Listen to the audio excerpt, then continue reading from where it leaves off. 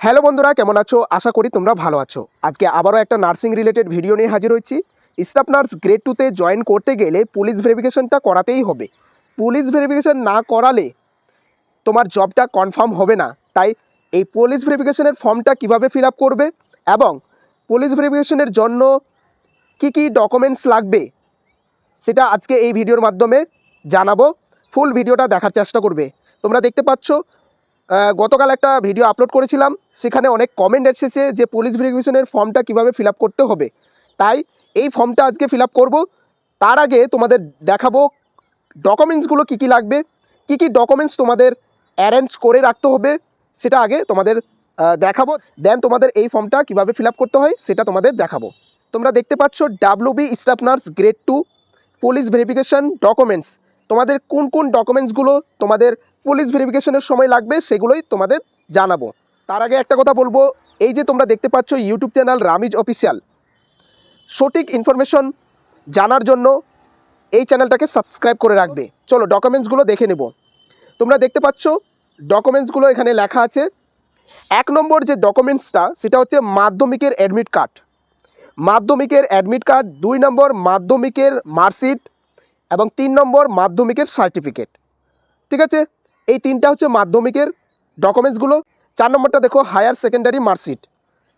5 নম্বরে higher secondary certificate, মানে মাধ্যমিকের ডকুমেন্টসগুলো লাগবে এবং এইচএসের ডকুমেন্টসগুলো লাগবে।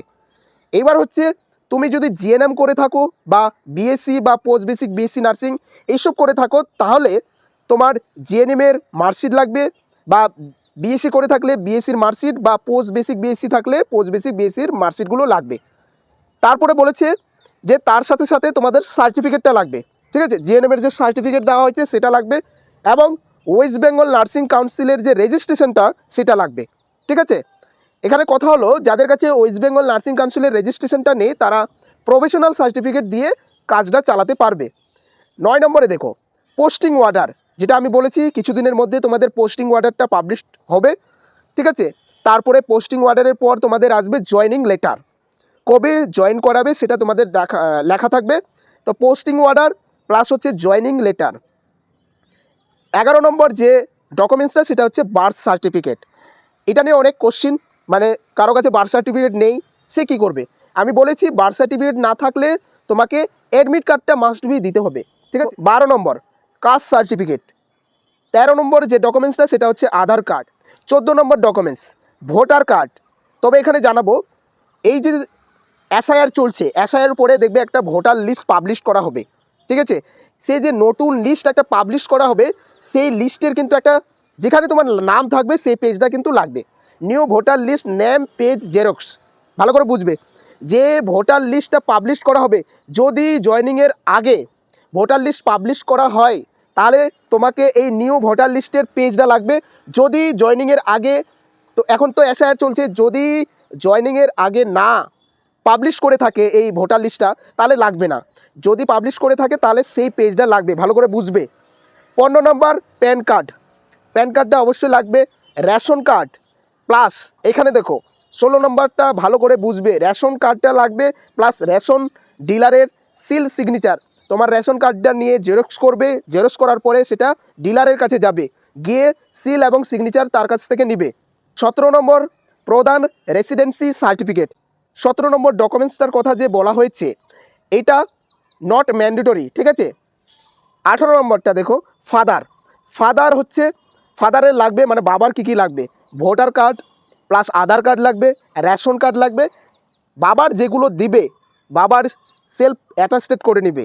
মাদারের কী কী লাগবে, মায়ের কী কী লাগবে, ভোটার কার্ড, আধার কার্ড, রেশন কার্ড। ঠিক আছে, 20 নম্বরটা দেখো জমির দলিল। ঠিক আছে, তোমার বাবার যদি জমি থাকে তাহলে সেটার দলিল নিয়ে যাবে বা খতিয়ান। তারপরে হচ্ছে যদি বাবার না থাকে দাদুর থাকলে দাদুর নিয়ে যাবে। ইলেকট্রিক বিল, ইলেকট্রিক বিল যে তোমাদের আসে সেটার একটা জেরক্স কপি নিয়ে যাবে। 22 নম্বরের যে ডকুমেন্টসটার কথা বলা হয়েছে ব্যাংক পাসবুক, সেটার একটা জেরক্স নিয়ে যাবে। 23 নাম্বার যেটা হচ্ছে 6 কপি, মানে 6 কপি পাসপোর্ট সাইজ ফটো। ঠিক আছে, এই হচ্ছে তোমাদের ডকুমেন্টস। ঠিক আছে, ভালো করে দেখে নাও।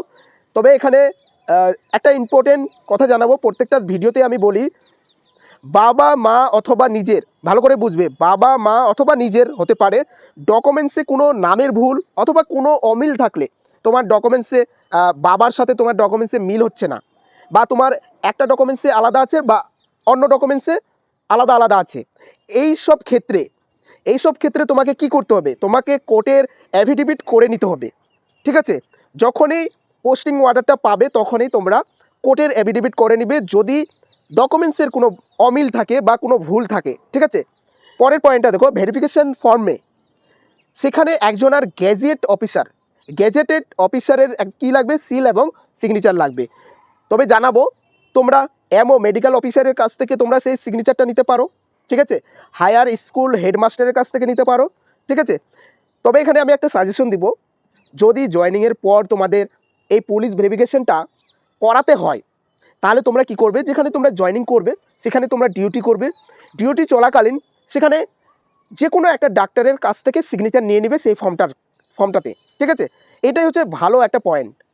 তাহলে কারো কাছে যেতে হবে না, কোনো হেডমাস্টারের কাছে যেতে হবে না, বা কোনো আত্মীয় স্বজনের কাছে যেতে হবে না, যারা গেজেটেড তাদের কাছে যেতে হবে না। তোমরা যে হসপিটালে কাজ করবে সেখানে নিশ্চয়ই এমও থাকবে বা কোনো ডক্টর থাকবে, সেই ডক্টরের কাছ থেকে সিগনেচারটা নিয়ে নেবে, আর ডক্টর সিগনেচার দিয়ে দেবে, এটা আমি জানি, সবাই দেয়। ঠিক আছে, তো এটা তোমরা করবে। পরের পয়েন্টটা দেখো, যে জয়েনিংয়ের 1 থেকে 2 মাস পর ডকুমেন্টসগুলো জমা দিতে হবে। ঠিক আছে, বেশিরভাগই দেখবে যে জয়েনিংয়ের 1 থেকে 2 মাস পরেই ভেরিফিকেশনটা স্টার্ট হয়। তো ভেরিফিকেশনের সময় আমরা এই ডকুমেন্টসগুলো কোথায় জমা দিব, এই কোশ্চেনটা তোমাদের আসতে পারে, যে ডকুমেন্টসগুলো আমরা কোথায় জমা দিব। আমরা তো এই ডকুমেন্টসগুলো রেডি করলাম, তো এবার কোথায় জমা দিব। এখানে তোমাদের বলবো, নিজের হসপিটালে, এই যে পয়েন্টটা দেখো, নিজের হসপিটালে অথবা সিএমও অফিসে তোমরা কোথায় দিতে পারো। তোমরা জিজ্ঞাসা করবে যে আমাদের হসপিটালে নিচ্ছে কিনা, অফিসে জিজ্ঞাসা করবে, যে যেখানে তোমরা জয়েনিং করবে সেখানের হসপিটালের অফিসে সেখানে জিজ্ঞাসা করবে যে পুলিশ ভেরিফিকেশনের ফর্মটা কি হসপিটালে জমা দিব নাকি আমরা অফিসে জমা দিব, সিএমএইচ অফিসে। তারাই বলে দিবে। যদি বলে সিএমএইচ অফিসে তোমরা জমা দাও, তাহলে সেখানে তোমরা জমা দিবে। যদি হসপিটালে কালেক্ট করে সেখানেই তোমরা জমা দিতে পারো, অথবা ডিরেক্ট তোমরা নিজের যে তোমাদের পুলিশ স্টেশন, তোমাদের যে নিজের থানা, নিজের এলাকার যে থানা, সেখানে জমা দিতে পারো। জমাটা হবে ডিআইবি অফিসে। ঠিক আছে, ডিআইবি অফিসে। এই তো ছিল কী কী ডকুমেন্টস লাগবে। এবার আমরা দেখব ফর্মটা কিভাবে ফিল আপ করবো সঠিক নিয়মে, স্টেপ বাই স্টেপ সেটা তোমাদের দেখানোর চেষ্টা করব। চলো, এই ফর্মটা তোমাদের ফিল আপ করতে হবে, আর এই ফর্মটা ডাউনলোড করতে পারবে আমার এই ভিডিওর ডেসক্রিপশনে, তোমরা ডাউনলোড করতে পারবে, সেখানে লিঙ্কটা শেয়ার করা হবে, তোমরা সেখান থেকে তোমরা ডাউনলোড করতে পারবে। এবার আমরা স্টেপ বাই স্টেপ কীভাবে ফিল আপ করতে হয় সেটা দেখব। ফার্স্ট তোমরা দেখো, রিসেন্ট পাসপোর্ট সাইজ ফটোগ্রাফ, মানে তোমাকে রিসেন্ট একটা পাসপোর্ট সাইজ ফটো এখানে লাগাতে হবে। ঠিক আছে, এই যে তোমরা ডান দিকে দেখতে পাচ্ছ এই জায়গাটাতে। এবার চলে আসবো 1 নম্বর পয়েন্ট, নেম। এখানে বলে দিয়েছে নাম, ফুল নামটা দিতে হবে, তবে এখানে বলেছে ক্যাপিটাল লেটার। এই যে ফর্মটা তোমরা ফিল আপ করবে পুরোটা ক্যাপিটাল লেটারে তোমরা ফিল আপটা করবে। ফার্স্ট যেটা লেখা আছে যে ঘরটা, এটা সারনেম। ঠিক আছে, তারপরে তোমাদের নাম, প্রথমে তোমরা নাম দিবে, তারপরে তোমাদের সারনেম এই জায়গাটাতে দিবে। 2 নম্বর পয়েন্টটা দেখো, name of the post and service applied for. এখানে তুমি যে পোস্টের জন্য সিলেক্টেড হয়েছো, যে পোস্টের জন্য তুমি জয়েনিং করেছো, সেই পোস্টের নাম এখানে লিখবে। আমাদের যেমন স্টাফ নার্স গ্রেড 2, ঠিক আছে, এটা লিখবে। ঠিক আছে, পরের যে 3 নাম্বার পয়েন্টটা দেখে নাও, প্রেজেন্ট অ্যাড্রেস। প্রেজেন্ট অ্যাড্রেস মানে হচ্ছে তুমি যেই জায়গায় কাজ করছো, তোমার বাড়ি অন্য জায়গায়, তুমি তোমার পোস্টিং করেছে আরেক অন্য জায়গায়, তাহলে তোমার অ্যাড্রেসটা কিন্তু আলাদা হলো। তাহলে এখানে যে লিখতে হবে প্রেজেন্ট অ্যাড্রেস, যেখানে তুমি ডিউটি করছো সেই জায়গাটার তোমাকে অ্যাড্রেসটা এখানে লিখতে হবে। 4 নম্বর পয়েন্টটা হোম অ্যাড্রেস, তোমার নিজের বাড়ির অ্যাড্রেস এখানে লিখতে হবে। ঠিক আছে, দুটা আলাদা আলাদা, প্রেজেন্ট অ্যাড্রেস এবং হোম অ্যাড্রেস। পরেরটা দেখো, এখানে বলেছে বি নাম্বারে যে if originally A residence of Pakistani বা বাংলাদেশ বা নেপাল, এইসব জায়গার যদি তুমি থেকে থাকো তাহলে তুমি সেখানে এই জায়গাটাতে তুমি মেনশন করবে, তাহলে এই জায়গাটা ফাঁকা রাখবে। যদি তুমি পাকিস্তানি বা বাংলাদেশি বা নেপালি না হও তাহলে তুমি এই জায়গাটা ফাঁকা রাখবে। ঠিক আছে, 5 নম্বর পয়েন্টটা দেখো, 5 নম্বরের পয়েন্টটাতে বলেছে যে তুমি যদি 1 বছরের বেশি, মানে কোনো জায়গায়, এখানে বলেছে particular of the place where you have resided for more than 1 year during. ঠিক আছে, বলছে 1 বছর ধরে কোনো জায়গায় যদি তুমি থেকে থাকো, ঠিক আছে, কোনো জায়গায় যদি 1 বছর ধরে থেকে থাকো, সেই জায়গাগুলো এখানে তোমাকে মেনশন করতে হবে। আর যারা ব্যাঙ্গালোর থেকে পাস আউট করেছো, সাধারণত তোমরা এখানে ফর্মটা ফিল আপ করবে।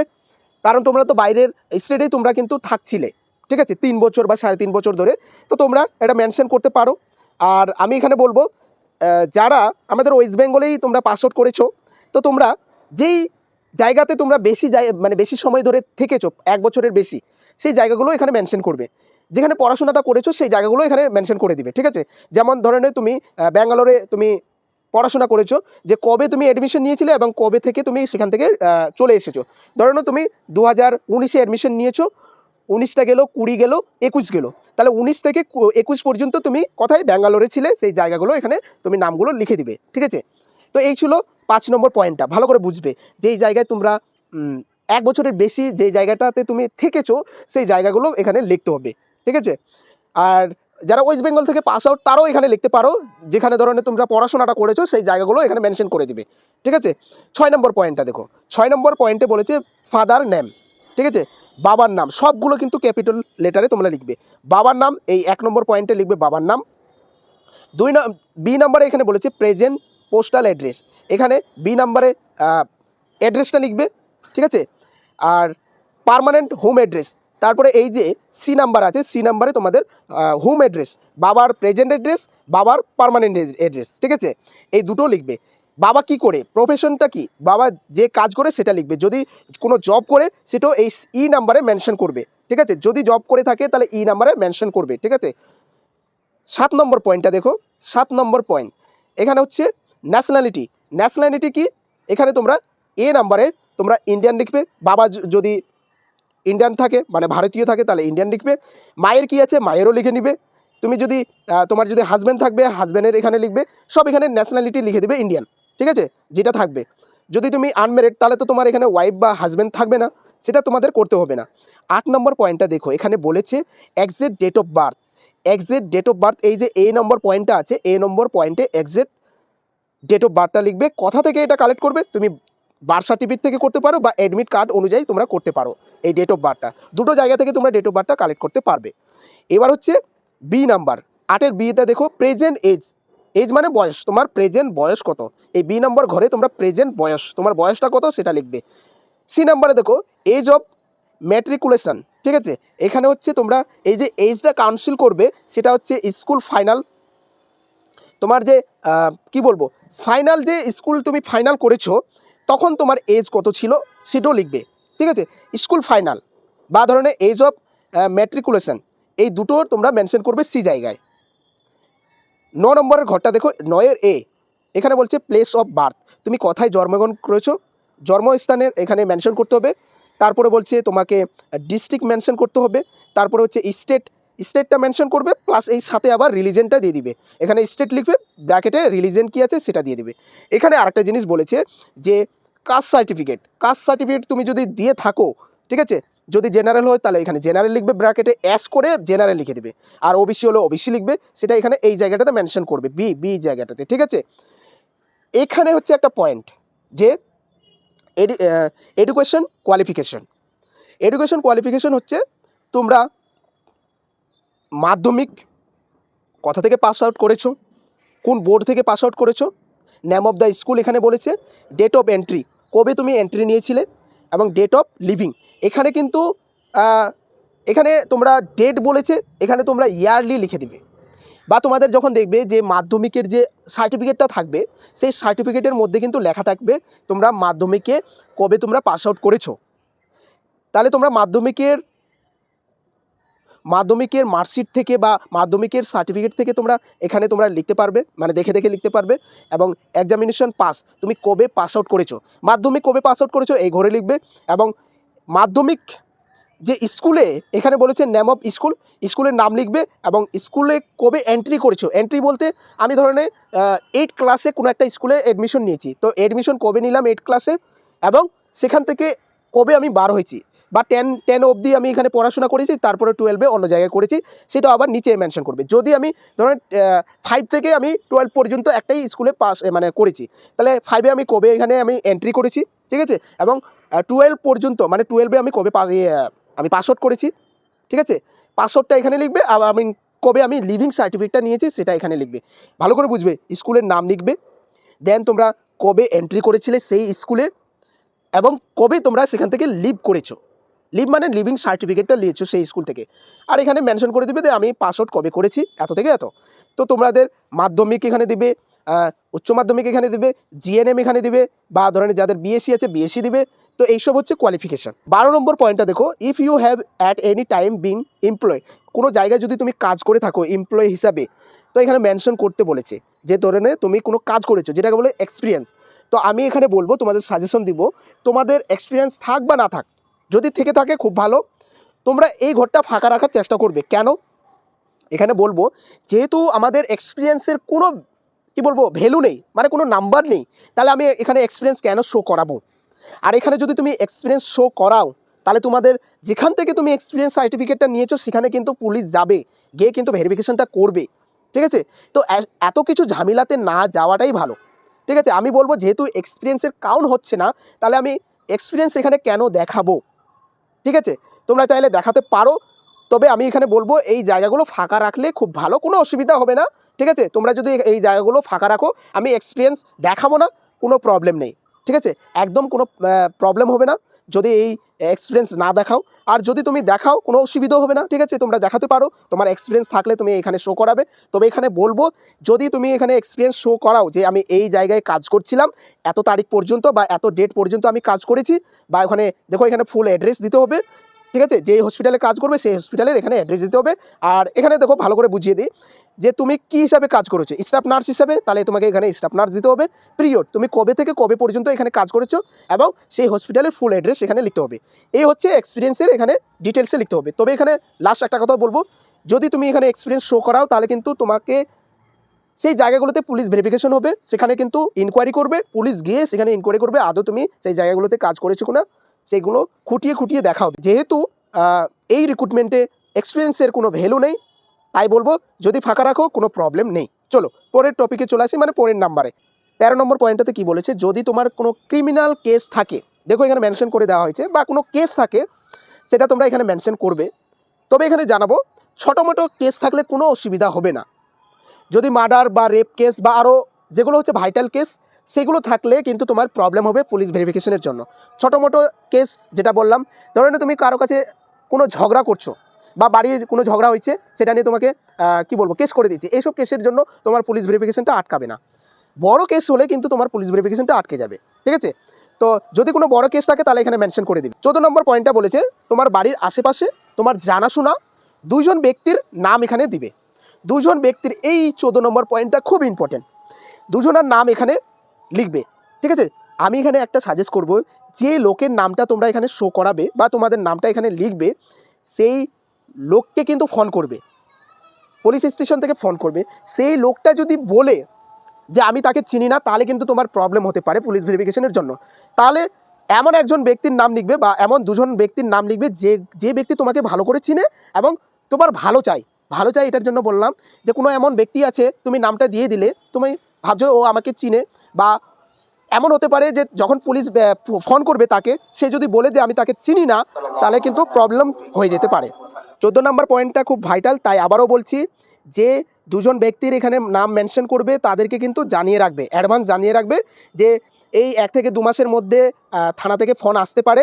যদি ফোন আসে তাহলে ফোনটা রিসিভ করবে, এবং যদি বলে যে তাকে চিনে কিনা বা সে কেমন, কোনো কেস আছে কিনা, তো সবগুলো যেন ভালো বলে। ঠিক আছে, খারাপ যেন কোনো কিছু না বলে। ঠিক আছে, এটা কিন্তু তোমরা বলে রাখবে, এবং ফোন নাম্বারটা, তাদের ফোন নাম্বারটা এখানে মেনশন করা থাকবে। এমন না শুধু নামটা, সাথে ফোন নাম্বার মেনশন করা থাকতে হবে। এবার চলে আসি পরেরটাতে, এখানে তোমরা ডেটটা লিখবে, ডেটটা তোমরা যেদিন জমা দিবে সেই ডেটটা লিখবে এবং প্লেসটা লিখবে। ঠিক আছে, এবার হচ্ছে সিগনেচার অফ ক্যান্ডিডেট, তোমার নিজের নামটা এখানে লিখবে। তোমার যেহেতু এটা পুলিশ ভেরিফিকেশন হচ্ছে, তোমার এখানে সিগনেচারটা করবে। পরের যে পয়েন্টটা দেখো, এখানে কার সিগনেচার হবে, এই জায়গাটাতে এখানে বলেছে certificate to by sign by a gazetted officer, এখানে তোমার বাবার নামটা লিখবে। এবং এই যে তোমাকে সিগনেচার দিচ্ছে, যে গেজেটেড অফিসার সিগনেচার দিচ্ছে, সে কতদিন ধরে তোমাকে চিনে। ঠিক আছে, কতদিন ধরে তোমাকে চিনে বা তোমার নলেজ কেমন সে জানে, সেই হিসাবে এখানে একটা দিবে। 3 বছর দিয়ে দিতে বলবে, যে 3 বছর দিয়ে দেন, এখানে 3 বছর ফিল আপটা করে দিবে, 3 বছর 2 মাস বা 3 বছর 3 মাস এরকম করে লিখে দিবে। ওকে, প্লেসটা দিয়ে দিবে, নিজের প্লেস দিয়ে দিবে। এখানে সিগনেচার ডিজিনেশন, এই যে এই জায়গাটাতে সিগনেচার ডিজিনেশন, এগুলো অ্যাড্রেসটা লিখে দিবে। এটা লিখবে পুরোপুরি গেজেটেড অফিসার। আর এখানে লিখেছে signature and designation of issue officer and the name of the office. এই জায়গাটা ছেড়ে দেবে। এখানে কিন্তু সিল এবং সিগনেচার কিন্তু অফিস ভেরিফিকেশনটা যখন জমা দিবে তারাই কিন্তু এই জায়গাটাতে সিল এবং সিগনেচার করবে। তো এই ছিল ফর্মটা ফিল আপ কীভাবে করতে হয়, স্টেপ বাই স্টেপ বোঝানোর চেষ্টা করলাম। ঠিক আছে, যদি ভালো লেগে থাকে অবশ্যই কমেন্ট করবে। ঠিক আছে, আর কোনো কোয়ারি থাকলে এই যে ফর্মটা ফিল আপের নিয়ে কোনো কোয়ারি থাকলে অবশ্যই কমেন্ট করবে। ঠিক আছে, কমেন্ট করলে কি একটা কমেন্টে কিন্তু অনেকজন সেটা বুঝতে পারে। তোমার যে মানে প্রশ্ন অন্য জনারও সেই প্রশ্ন থাকতে পারে, তাহলে তোমার প্রশ্নের অ্যান্সার দিলে সবাই সেটা দেখতে পাবে। তো তোমাদের কোয়ারি থাকলে তোমরা অবশ্যই কমেন্ট বক্সে কমেন্ট করে জানাবে। ঠিক আছে, ভিডিওটা এখান থেকে শেষ করছি। ভিডিওটা ভালো লাগলে লাইক করবে, অবশ্যই লাইক করবে। আর চ্যানেলে নতুন হয়ে থাকে চ্যানেলটাকে সাবস্ক্রাইব করে রাখবে। ঠিক আছে, ভালো থাকবে, সুস্থ থাকবে। দেখা হচ্ছে পরবর্তী একটি নার্সিং রিলেটেড ভিডিও নিয়ে।